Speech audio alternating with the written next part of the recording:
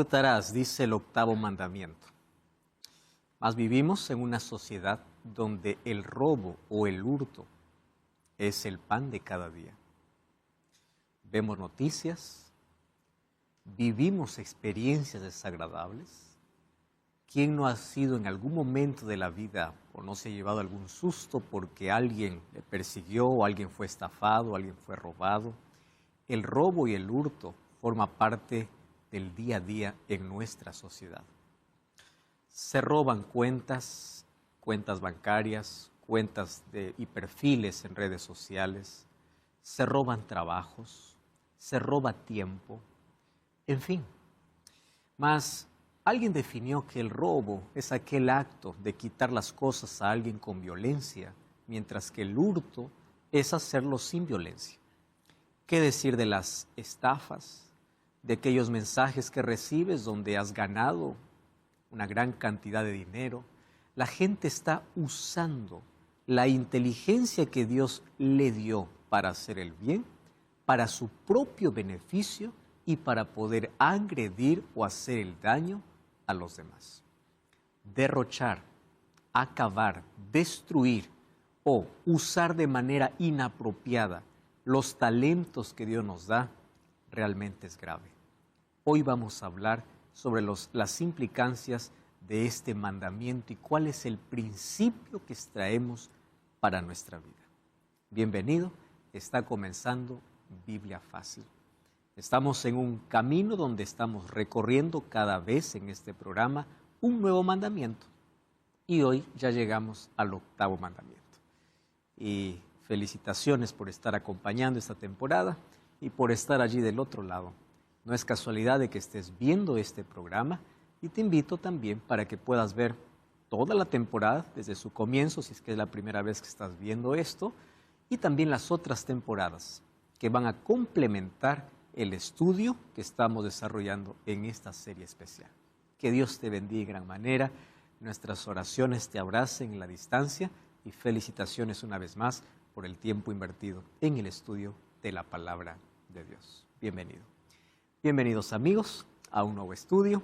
Avanzamos cada vez aquí en nuestros programas entendiendo cada mandamiento de la ley de Dios basado en Éxodo capítulo 20. Hemos visto ya la base, el fundamento, los principios y hoy vamos al octavo mandamiento. Antes de abrir la Biblia, como siempre, vamos a orar. Oramos. Gracias Señor porque estamos comprendiendo tu palabra y en cada capítulo, en cada lección, en cada mandamiento, estamos extrayendo principios básicos, fundamentales para nuestra vida. Ahora estamos comprendiendo por qué es que tú dijiste no hagas tal cosa, para evitarnos dolor, sufrimiento, amargura, consecuencias que en la vida pueden ser evitadas. Y hoy pedimos que por tu gracia podamos ser restaurados y tu Espíritu Santo pueda grabar tu ley en nuestro corazón. Danos tu bendición, tu presencia y tu Espíritu nos lleve al conocimiento de esta verdad, mas también a la aceptación de esta verdad. En el nombre de Jesús. Amén. Amén. Muy bien. Hoy vamos a hablar sobre el octavo mandamiento. En el programa anterior hablamos sobre el séptimo mandamiento. El séptimo mandamiento dice no cometerás adulterio.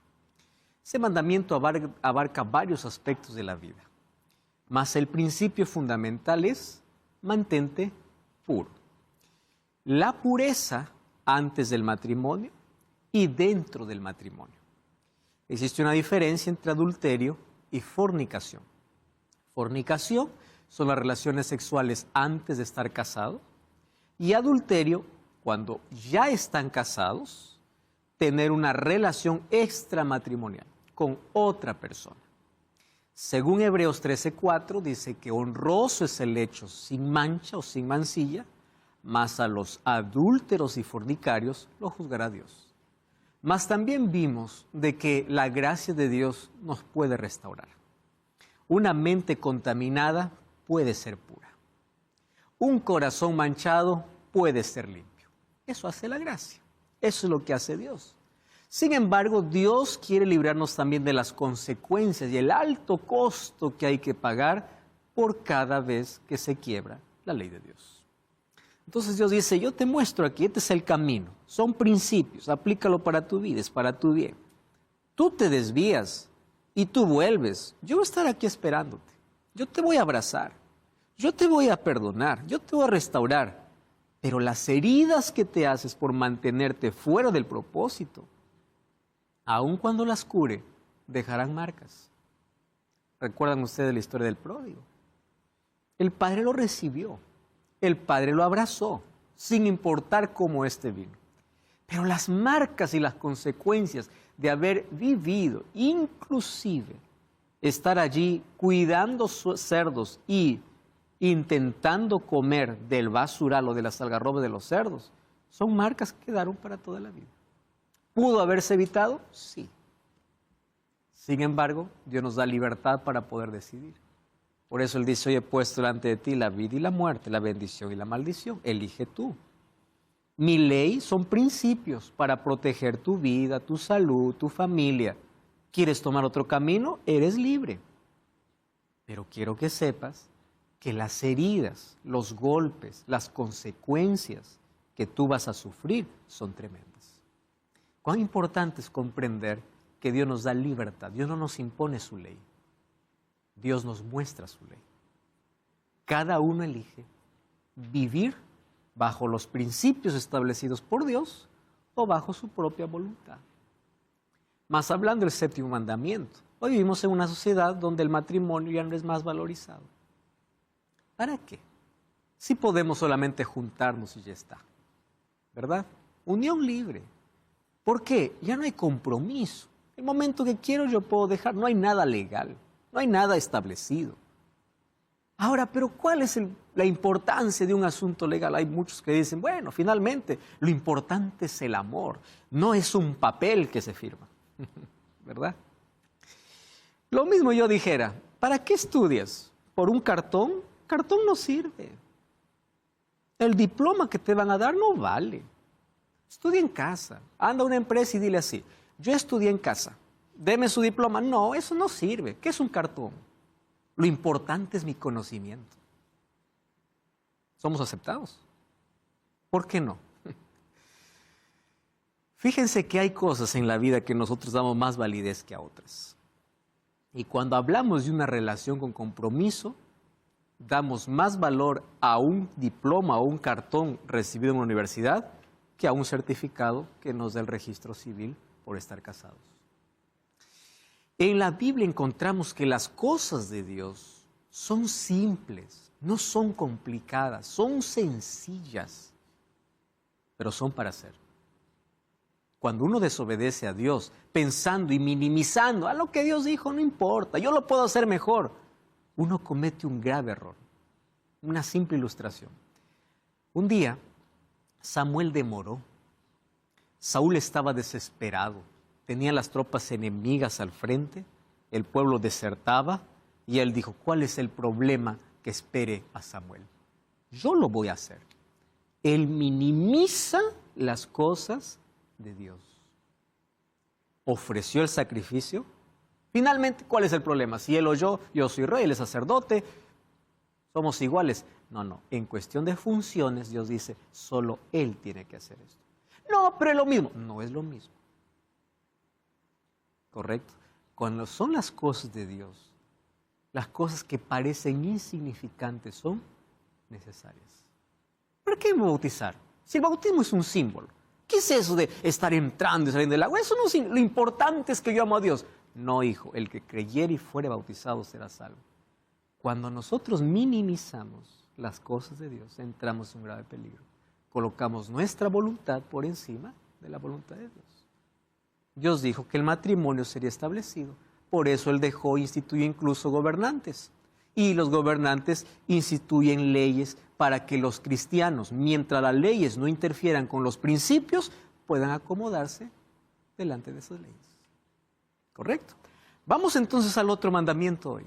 Éxodo capítulo 20, versículo 15. ¿Cuáles son las implicancias y cuál es el principio? Éxodo capítulo 20, versículo 15. Hasta aquí nosotros hemos visto que si alguien piensa que la ley fue abolida en la cruz, tendríamos que arrancar todo lo que envuelve ese mandamiento, ¿verdad? O sea, la Biblia tiene que estar deshecha. Porque los mandamientos, ¿qué cosas son? Principios que Dios establece y está respaldado por todo lo que dice la Escritura, Antiguo y Nuevo Testamento. Vamos a Éxodo capítulo 20, versículo 15. ¿Qué cosa dice? No hurtarás. El robo es con violencia, dice, y el hurto es sin violencia. Ambos hoy están en el día a día. Hay ciudades, lugares más peligrosos que otros, pero hoy la gente está buscando la manera de cómo obtener las cosas que quiere de la manera más fácil, sin importar a quién voy a quitar, a quién voy a herir o qué cosa voy a hacer. No hurtarás. Pequeño, así como el no matarás, es simple, no hurtarás. Entonces ya entendimos que para poder entender un principio de la ley de Dios, este principio va a ser ampliado en la Biblia. Porque aquí es simple, no hurtarás. Entonces yo veo el mandamiento y digo, no robo, ya está. Ya está. Simple, ya guardé el mandamiento. No, implica muchas cosas. No hurtarás. Yo no sé si ustedes han tenido alguna vez alguna experiencia de un asalto, de un robo. Mientras estemos en esta vida, en algún momento nos va a pasar alguna cosa, ¿verdad? En algún momento. Somos víctimas de un robo, de un hurto, en fin. ¿Cuál es el principio detrás de este mandamiento? Génesis 3, 19. Con el sudor de tu rostro comerás el pan hasta que vuelvas a la tierra, porque de ella fuiste tomado, polvo eres y al polvo volverás. ¿Cuál es el principio detrás de no robarás? El principio es, las cosas en la vida se obtienen con esfuerzo. Ese es el principio.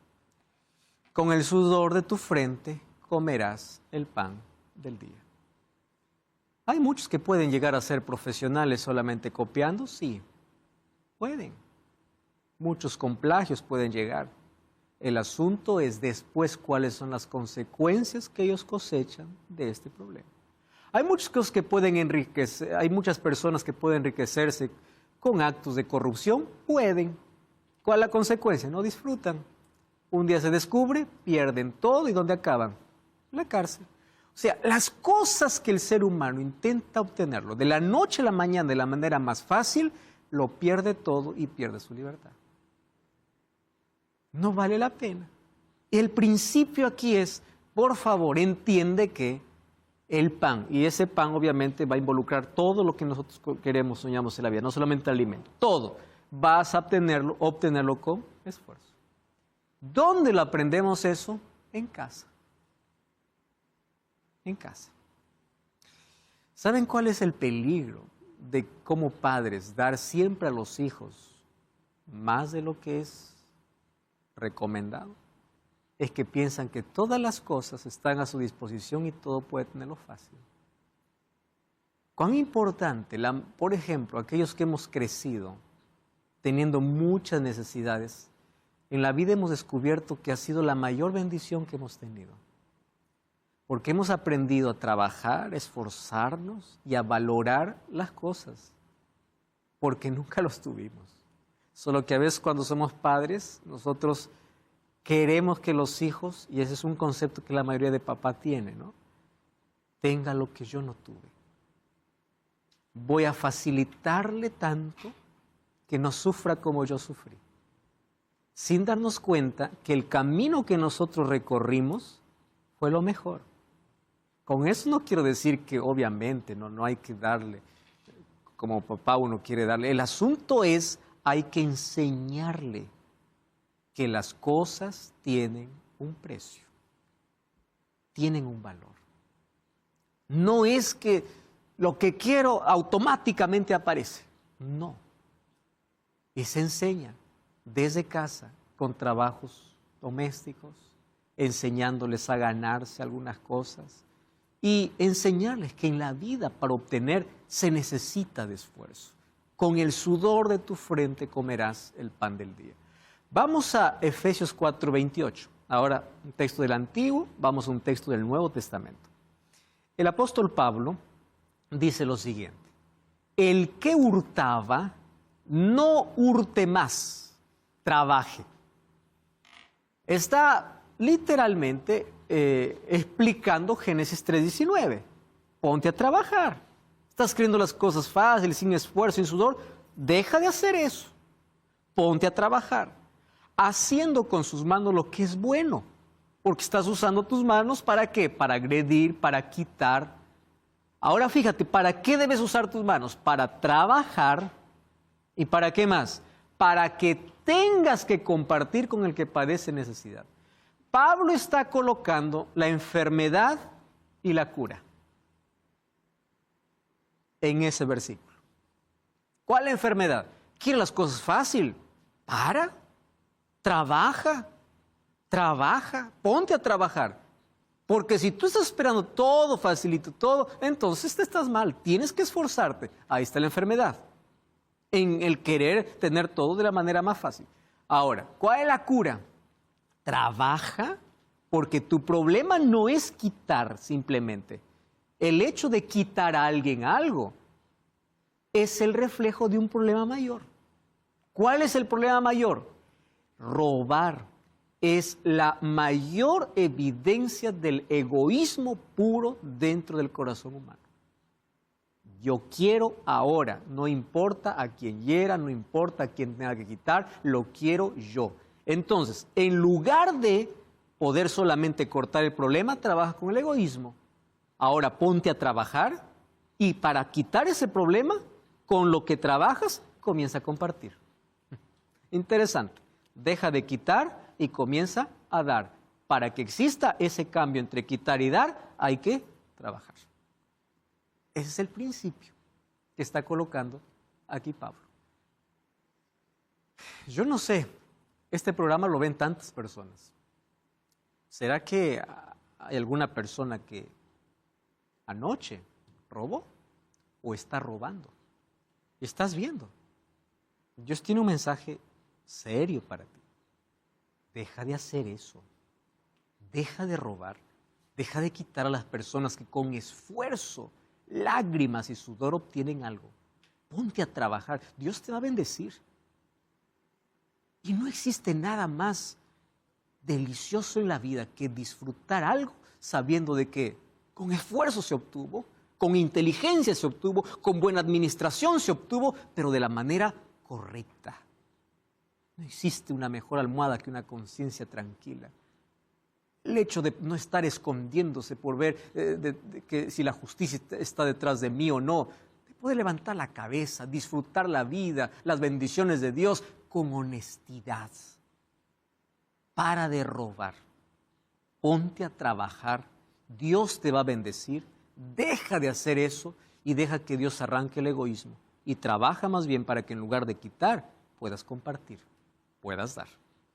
Ahora, el principio no solamente es sustraer.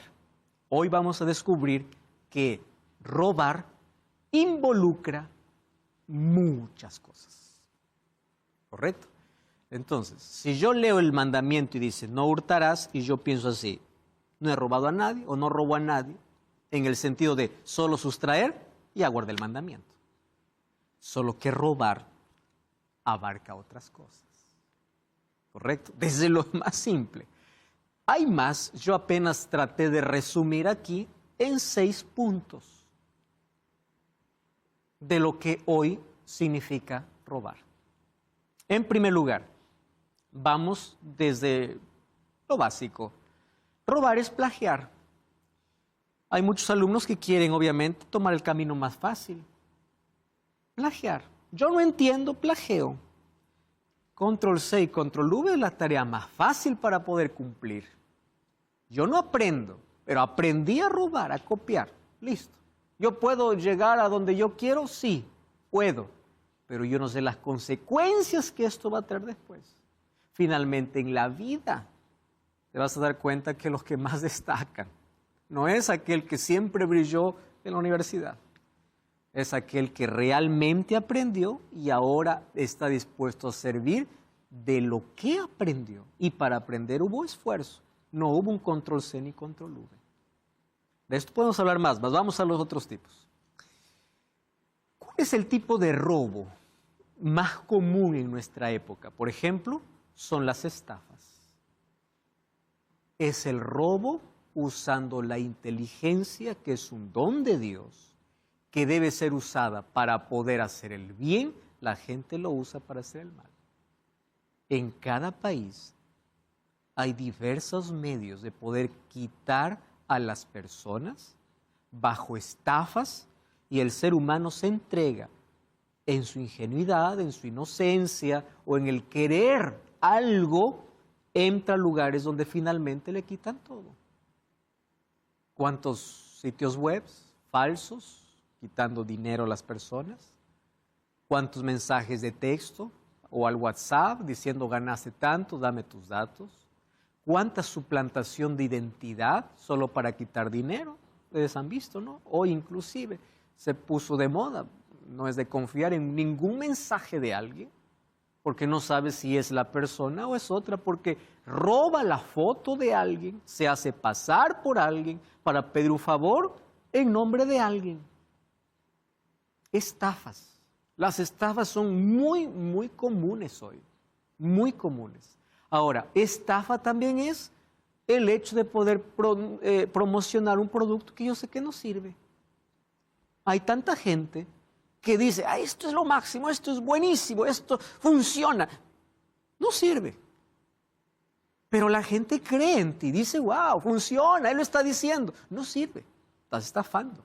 La estafa también envuelve este asunto. No solamente el lado de ocultar el rostro, sino también de mostrar el rostro para poder vender algo que no, o promocionar algo que no sirve.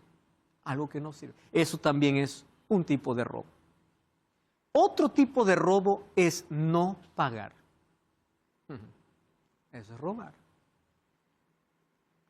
Mientras que el robo anterior es con uso de la inteligencia para ver cómo caes en esta trampa, en este tipo de robo es hacerme la víctima, o vamos a imaginar que hubo una necesidad real. ¿Está bien? Hubo una necesidad real. Y en esa necesidad me quedé sin trabajo, yo no tengo muy bien, busco a alguien, y la otra persona, de generoso o de buen hombre o de buena persona, dice, está bien, yo te voy a prestar. No le dice te voy a donar. Si él le dijera te voy a donar es otra historia. Pero si el otro está confiando en la miseria, en la pobreza, en la necesidad de la otra persona, y el trato es un préstamo, entonces, ¿qué debe ser la persona que recibe? Debe ser consciente de una cosa: el dinero que recibió es prestado. Y si es prestado, tiene que colocar todo su esfuerzo, ¿para qué? Para poder pagar. Para eso, ¿hay planes? Claro que hay. El problema es que no hemos sido educados financieramente. Ustedes saben que hoy Internet, usándolo de la mejor manera, nos puede ayudar muchísimo. Incluso dentro de la TV Nuevo Tiempo existe un programa que se llama Saldo Extra, donde habla solo de finanzas. Especialistas, o en YouTube tú puedes buscar educación financiera, cómo salir de las deudas. Hay un plan bonito, cómo poder gestionar, qué cosas reducir, qué cosas poder quitar, centavo a centavo poder ahorrar, finalmente salir. Dios va a bendecir. Pero el hecho de, no te voy a pagar, y es más, no pienso pagarte, no pienso pagar, tú tienes dinero, tú eres rico, tú no necesitas. Recuerda, el problema no es el que tiene dinero, el problema es que tú estás robando. Es un robo. No das la cara, no respondes mensajes, te huyes, te escondes. Eso es un robo. Y hay personas que se acostumbran a eso y de manera intencional ya lo hacen. Y se acostumbran. Ese es un tipo de robo. No solamente las estafas, también es no pagar. Otro tipo de robo muy común es aprovecharse de situaciones donde la otra persona se equivocó. Me voy al supermercado o al mercado, encuentro a alguien. ¿Cuánto está este producto? Voy a poner en reales, que estamos aquí en Brasil. Está 20 reales. o está, bueno, 20 reales. Yo le doy 50 reales. El otro se equivoca y me da devuelto 25, bueno, más de 30, 35 reales. Yo veo y dice, bendición del Señor. No es bendición, es robo. ¿Por qué robo? Porque yo estoy consciente que el otro se equivocó. El otro no se dio cuenta, pero Dios lo consideró, ¿qué cosa? Robo. ¿No será que lo que tú llamas bendición es faltar a un mandamiento de la ley de Dios? Vamos a hablar otros aspectos de lo que involucra este mandamiento. Antes vamos a una breve pausa, no cambies el canal, estamos de regreso. Biblia Fácil. Pero ante el cielo, ¿qué cosa es? Ladrón. Porque estás robando un tiempo que no es tuyo. Un tiempo por el cual vas a ser remunerado, pero tú no estás trabajando. Tú estás entendiendo que esto nos envuelve a todos. Entonces, por favor, deja de condenar el error del otro. Por eso Jesús dice, mira primero la viga que está en tu ojo antes que veas la paja del otro. Tú puedes llamar que el otro tiene una viga, pero la viga lo tienes tú. Ahora abordando el 8º mandamiento, no hurtarás. Y ya vimos que robar o hurtar involucra varios aspectos de la vida. Finalmente uno tiene que tomar decisiones. Mas la decisión que debes tomar hoy es de ser honesto. De nuestras decisiones depende nuestro destino. Hoy quiero ofrecerte una revista, la revista Esperanza, Cielo o Infierno, hablando además de las consecuencias que traen nuestras malas decisiones.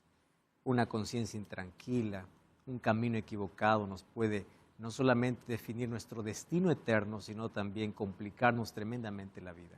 Puedes solicitar esta revista de forma gratuita en nuestro WhatsApp, más 5512 98 100 14 60. Te repito el número, más 5512 98 100 14 60. Envíanos un mensaje de texto solicitando el curso bíblico y te haremos llegar. Es totalmente gratis, así que puedes solicitarlo ahora mismo. Vamos a continuar ahí con nuestro estudio. Hasta aquí hemos visto que el 8º mandamiento de no hurtarás envuelve varios aspectos de la vida.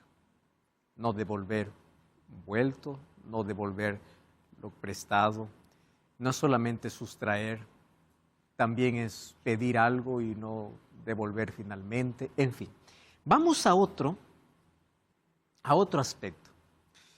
Robar también es el cobro excesivo o el pago injusto. Fíjense cómo somos los seres humanos. Cuando el ser humano dice, yo soy muy listo, en otros países dice, soy muy vivo, no en el sentido de estar vivo, sino en el sentido de ser listo, de sacar provecho de la situación. Esto es un robo. Por ejemplo, hay lugares donde hay un producto, en fin, que alguien está vendiendo, mira el rostro de aquel que viene y dice, ese es turista. Al turista no se le cobra el precio, se le cobra más del precio. ¿Por qué? Porque él no conoce cuál es el precio normal dentro del país. El cobro excesivo de cualquier producto por encima de cualquier de lo normal, eso también, ¿qué cosa se llama? Robo. Vamos a otra situación. La otra situación es lo siguiente. Yo, en mi presupuesto, yo sé cuánto voy a consumir semanal o mensualmente en el mercado. Pero entonces, yo veo que en el mercado, en mi presupuesto está que tal producto cuesta tal y ahí está mi presupuesto para eso. Pero yo voy por el mercado y encuentro a un ancianito allí, vendiendo el producto. Mi presupuesto está que el precio es tanto. Pero yo voy a ese anciano y digo, mire, ¿sabe qué? Vamos a hacer lo siguiente. Al precio que usted ha colocado, yo quiero que me rebaje tanto. Yo no estoy diciendo aquí que está mal negociar, ¿correcto? Pero ¿saben qué cosa es el problema? Que el ser humano se aprovecha de la situación y dice, aquí voy a sacar provecho porque esa persona está necesitada. No puede. ¿O por qué? Ahí voy a sacar provecho. Cuando el ser humano intenta sacar ventaja y provecho de una situación, lo que está haciendo es robando. Es robo. Entonces, el no hurtarás envuelve acciones específicas. ¿Saben cómo somos los seres humanos? Los seres humanos llamamos solamente robo o hurto a esos que grandes cantidades de dinero roban. Y dice, pues los políticos corruptos. Pues ahí el escándalo tal. Y todos, nosotros nos limpiamos, ¿no? Ellos son los ladrones. Pero cuando nosotros vemos que ser ladrón no solamente es estar en un acto de corrupción, sino la corrupción envuelve otros aspectos, tiene razón la Biblia en decir, no hay justo ni aún uno. ¿Cuál es nuestro problema? Nuestro problema es cuando definimos el mal y definimos el pecado. ¿Recuerdan ustedes las personas que querían apedrear a la mujer a los pies de Jesús? ¿Cuál era su problema? Ella adulteró y ella merece morir. Ella es adúltera, ella es pecadora. Esos somos los seres humanos. Él es así, él es ladrón, él es muy bien. Jesús nos mira con compasión y dice, hijito, tú estás en la misma condición que él, solo que en él se vio el fruto y tú lo tienes escondido. Jesús comienza a escribir sobre la tierra. ¿Y qué comienza a escribir? La Biblia no dice. Sin embargo, lo que comienza a escribir en la tierra son los pecados de cada uno de ellos. Sin nombre, obviamente. Cada uno, al ver que Dios conocía lo que había en su corazón, fue tirando la piedra y yéndose. ¿Por qué razón? Porque mientras yo acuso a alguien, él es ladrón, Dios abre la palabra y dice, a ver, ¿quién es un ladrón? ¿Solo él? ¿O será que tú también eres? Muy bien, él es un adúltero. Muy bien, ¿quién es un adúltero? ¿Es solo aquel que cometió el acto o también aquel que en su pensamiento abrigó? Por eso es que ningún ser humano puede decir yo soy mejor que otro. El ser humano solo por la gracia de Dios puede ser transformado en la medida que el Espíritu Santo trabaja en su vida. ¿Y saben cuál es la evidencia de que el Espíritu Santo trabaja en la vida? El ser humano cada vez se siente más indigno y menos acusador de los otros. Porque hay un principio. Mientras más cerca estés de la luz, más ves tus manchas. Mientras más lejos estés de la luz, más perfecto eres. Pero si tú pones mucha luz, te ves hasta los poros. Así sucede con una persona. Aquella persona que siempre está apuntando, condenando el error del otro, Jesús también escribiría en la tierra que aquello que está condenando, él lo practica. Y él está en la misma condición que el otro. Por eso es que al pie de la cruz todos somos iguales, necesitados de la gracia de Dios. Porque sin la gracia de Cristo todos estamos perdidos. Todos. ¿Ustedes se dieron cuenta que la ley de Dios no involucra solo acciones? Involucra motivaciones. Porque Dios no solamente ve la acción, eso vemos los seres humanos. Y nosotros juzgamos en base a lo que vemos. Mas Dios ve con qué motivación haces.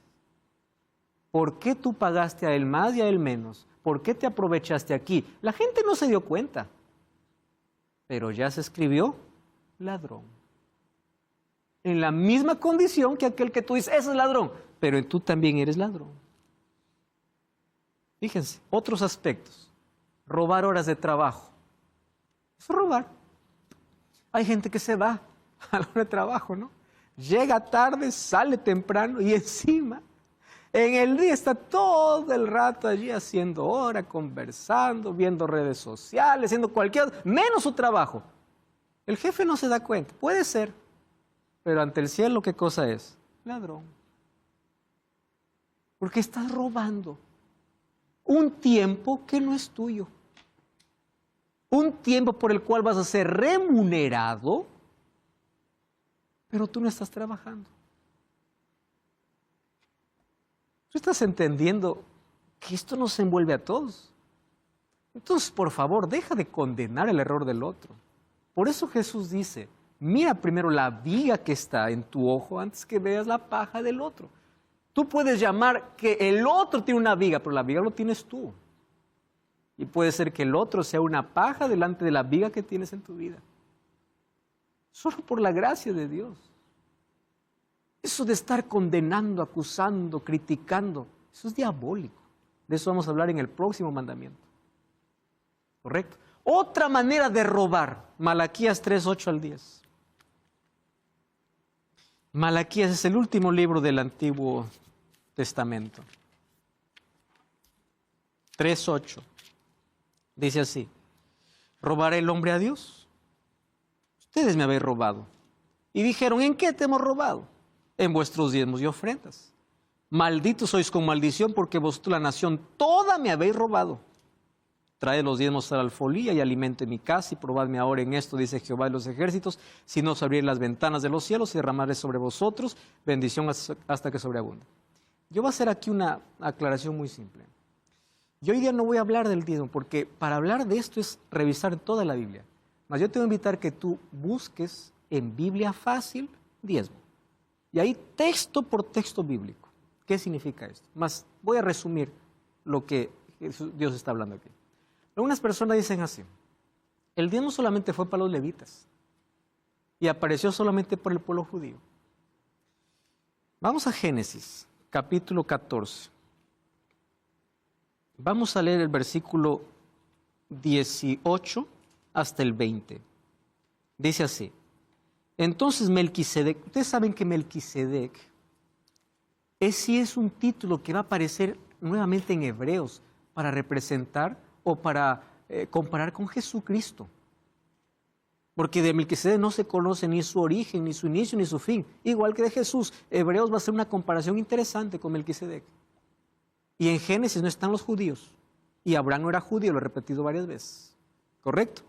Muy bien, ¿qué cosa dice? Entonces Melquisedec, rey de Salem y sacerdote del Dios Altísimo, sacó pan y vino. Y le bendijo diciendo: bendito sea Abraham del Dios Altísimo, creador de los cielos y la tierra, y bendito sea el Dios Altísimo que entregó a tus enemigos en tu mano, y le dio a Abraham los diezmos de todo. Yo me pregunto, ¿le pidió Melquisedec? No, no le pidió. Es que los diezmos es un reconocimiento que la victoria que Abraham tuvo no era por su capacidad, era por bendición de Dios. Dios nunca pide lo que no te da. ¿Qué cosa es un diezmo? La 10ª parte de lo que tú recibes. ¿Cuál es el problema? Es que hoy hay muchos que se enriquecen. Hay muchas iglesias que se abren y solamente hablan de prosperidad. Y esto es otro asunto. Tienes que aprender a diferenciar teología de la prosperidad del diezmo. ¿Cuál es la teología de la prosperidad? Ven, entrégame tu sueldo que Dios te va a dar 10 veces más. Eso no es bíblico. Uno no da para recibir. Uno entrega porque recibió. Esa es la diferencia entre diezmo y teología de la prosperidad. Mientras que uno está haciendo negocio con Dios, yo te doy tanto a ver cuánto recibo. El diezmo es: Señor, tú me diste en gratitud. Eso es lo que hizo Abraham. Y aquí no estamos hablando del sistema levita. Vamos al Nuevo Testamento. Pastor, pero es en el Antiguo Testamento. A ver, abran sus Biblias en Mateo 23.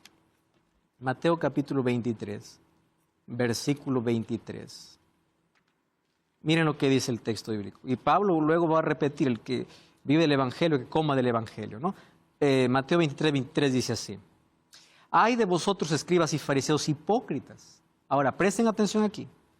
Porque diezman la menta y el eneldo y el comino, y dejan lo más importante de la ley, la justicia, la misericordia y la fe. Muy bien, hasta ahí, ¿qué cosa entienden? Muy bien, Jesús está en contra del diezmo. ¿Sí o no? ¿Se entiende así o no? Dice: ay de ustedes diezman desde lo mínimo, pero se olvidan de lo más importante. Recuerden que Jesús está hablando aquí, pero el versículo no ha terminado todavía. ¿Cómo termina el versículo? Esto era necesario hacer sin dejar de hacer aquello. ¿Se entiende aquí el concepto ahora que está completo? Ustedes solamente se enfocan en una cosa, hacen una cosa y descuidan lo otro. Esto es necesario sin descuidar lo otro. ¿Y qué significa robar? ¿Acaso Dios está necesitando de dinero? No. El diezmo es el sistema que Dios establece para reconocer que las bendiciones vienen de Él. Dios no necesita dinero. Ustedes saben para qué se usa el diezmo. Voy a hablar de la iglesia adventista, cómo lo usa. La iglesia adventista usa el diezmo para enviar misioneros a cualquier parte del mundo. Donde no hay iglesia, hay un misionero predicando la palabra de Dios. O sea, cuando yo no doy el diezmo, estoy hablando dentro de la iglesia adventista como lo administra, yo estoy privando que alguien más conozca el evangelio. Parte de los programas, parte de lo que hoy tú estás participando, ¿te cuesta algo? No. Pero ¿sabes quién pagó? Parte de los diezmos viene para hacer evangelismo, para sostener a un pastor que cuida de personas, que está para ayudar, para fortalecer y que se dedica solamente a eso. Pablo va a decir que viva el evangelio, que coma el evangelio y que viva el evangelio. Entonces, fíjense lo siguiente. Robar el hombre a Dios, Dios no necesita dinero.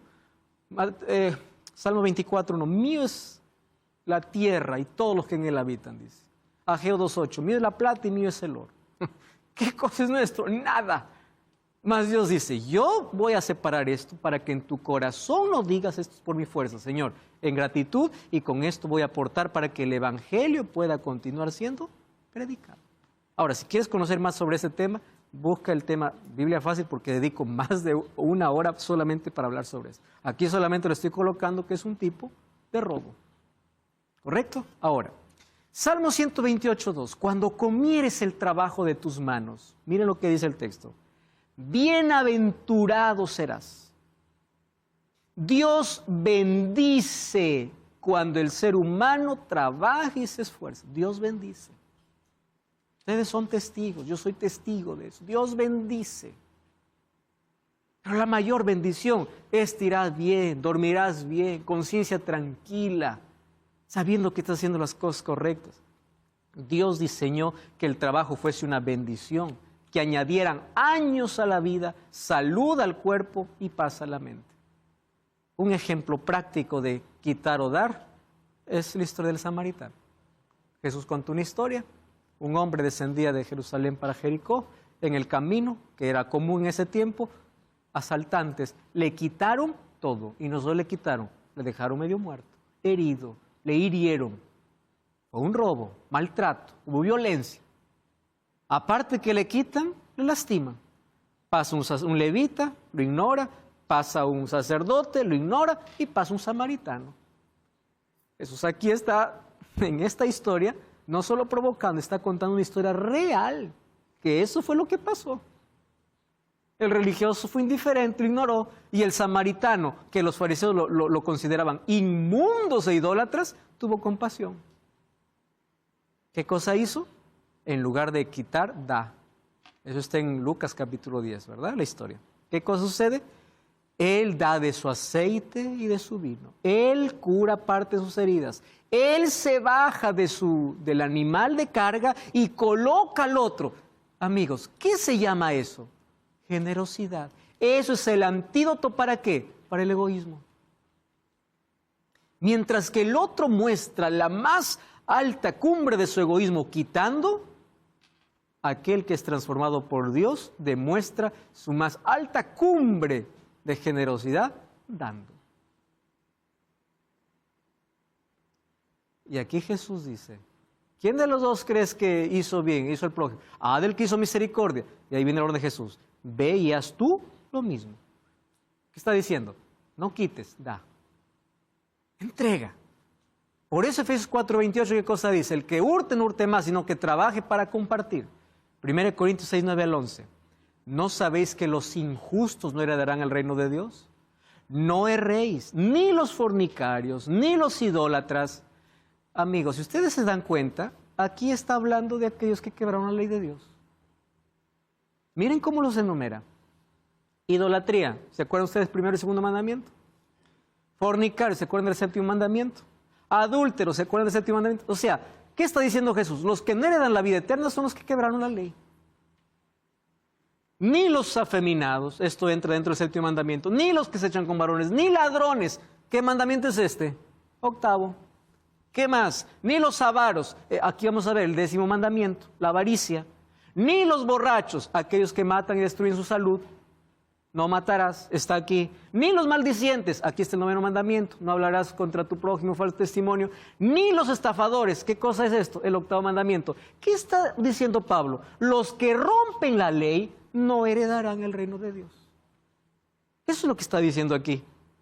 Y esto dice, erais algunos de vosotros. Mas aquí viene la esperanza. Pero ya habéis sido lavados.